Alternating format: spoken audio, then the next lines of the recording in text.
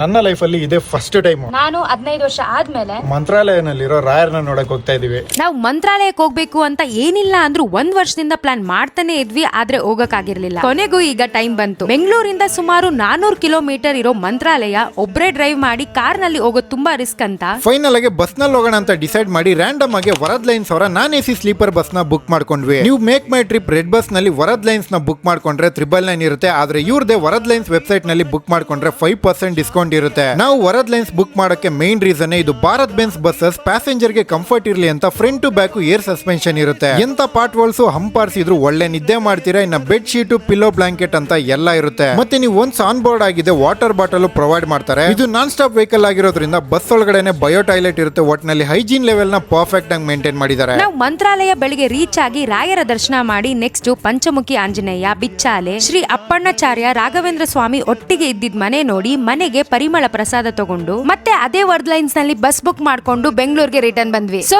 ನೀವು ಬೆಂಗಳೂರಿಂದ ಮಂತ್ರಾಲಯ, ಗೋಕರ್ಣ, ಉಡುಪಿ, ರಾಯಚೂರ್ ಟ್ರಾವೆಲ್ ಮಾಡ್ತಿದ್ದೀರಾ ಅಂದ್ರೆ ವರದ್ ಲೈನ್ಸ್ ಬಸ್ ನ ಬುಕ್ ಮಾಡಿ ನಮ್ ವಿ ಇಟ್ಸ್ ಪೇಜ್ ನ ಫಾಲೋ ಮಾಡಿ. ಓಕೆ, ಬಾಯ್.